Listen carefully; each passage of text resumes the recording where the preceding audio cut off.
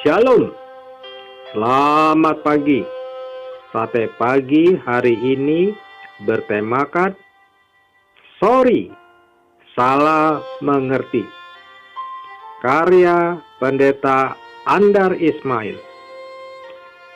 Kita berbicara supaya dimengerti, dan kita mendengar supaya mengerti. Berbicara dan mendengar tampaknya mudah, namun dalam kenyataannya tidak. Buktinya, kita sering salah mengerti. Berbicara dan mendengar tidak semudah yang kita sangka. Ada banyak rintangannya. Rintangan pertama adalah bahasa. Misalnya, kalau kita menggunakan kata yang kurang tepat. Ada sepasang suami istri dari Amerika yang tinggal di Cilandak yang mempelajari bahasa Indonesia dengan sungguh-sungguh.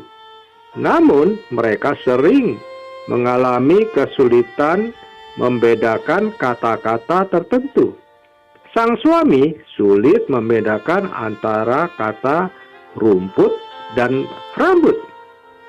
Pada suatu hari, mereka pulang dari pasar minggu dengan membawa sekarung pupuk kandang.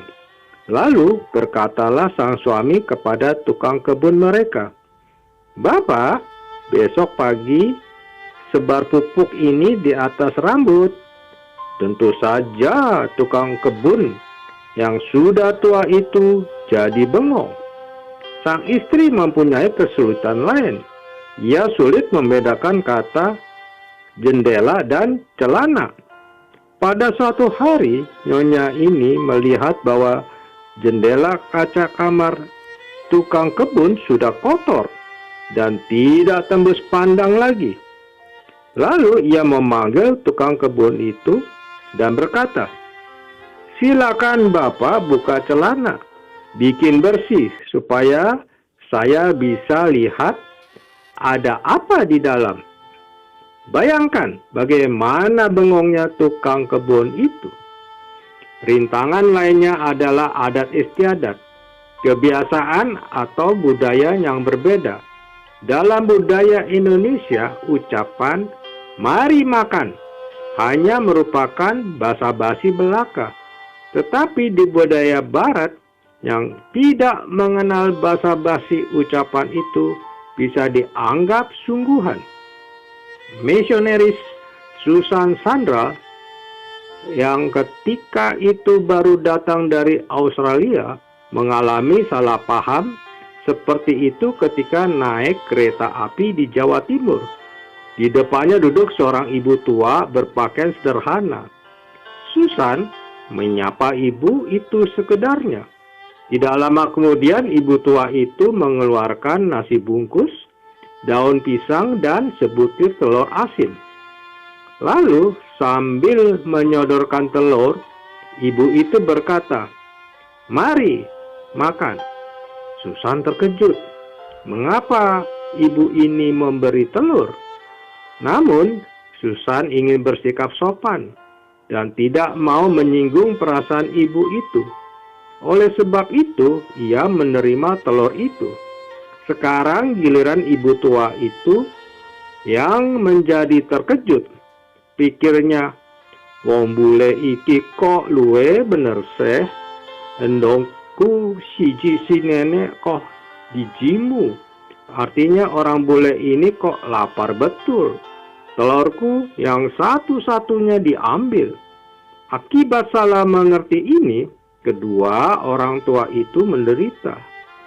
Ibu tua itu terpaksa makan nasi tanpa lauk pauk apa-apa, sedangkan Susan kepayahan menghabiskan telur itu sebab lidahnya kesakitan akibat garam dalam telur asin itu yang menusuk-nusuk. Sebenarnya, rintangan yang lebih besar lagi bagi komunikasi adalah rintangan yang menyangkut kepribadian, watak, dan perasaan kita.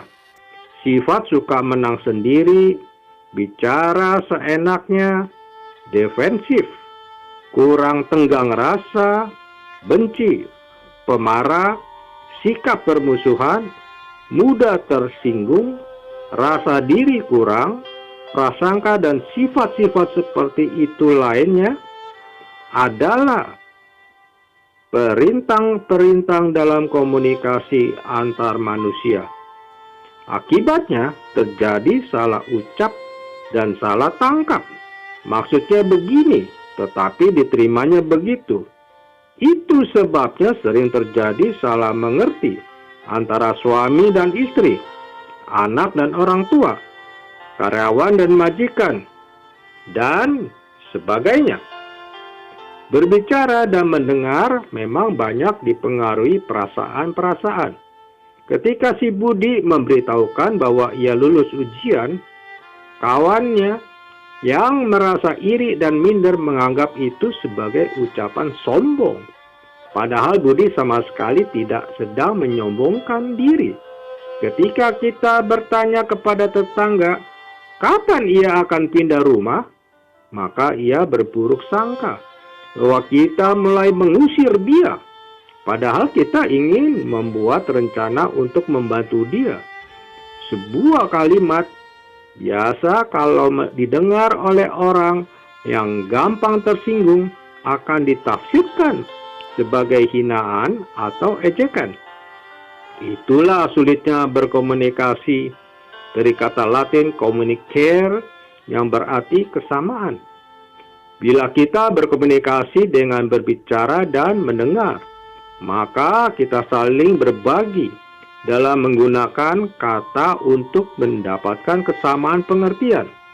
Namun, seringkali kesamaan pengertian itu tidak tercapai karena tiap orang menafsirkan kata-kata itu dengan konsep yang berbeda dan dengan perasaan atau peperangai masing-masing. Jadi, sebenarnya berbicara dan mendengar tidaklah mudah. Kita dapat berbicara dengan fasih, namun seringkali kita tidak berkata-kata dengan bijak. Alat pendengaran kita sempurna, namun seringkali kita tidak bisa mendengarkan dengan baik.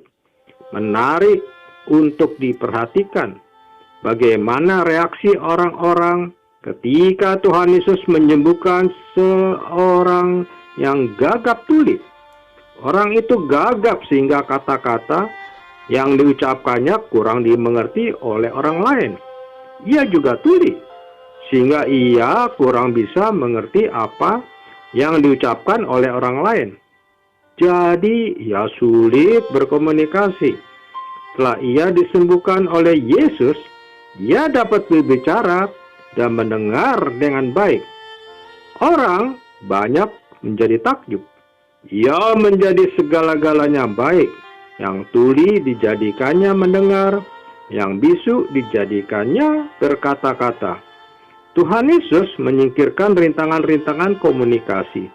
Hidup sehari-hari ditandai dengan komunikasi.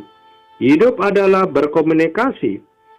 Namun, komunikasi kita mudah menjadi miskomunikasi atau salah komunikasi yang mengakibatkan salah mengerti dan salah paham. Agaknya, walaupun kita tidak gagap dan tidak tuli, kita pun perlu memohon agar Yesus menyingkirkan rintangan-rintangan komunikasi yang berupa perangai, sifat, dan watak buruk kita, supaya kita pun dijadikannya berkata-kata dengan bijak dan dijadikannya mendengar dengan pengertian, supaya jangan salah mengerti. Amin.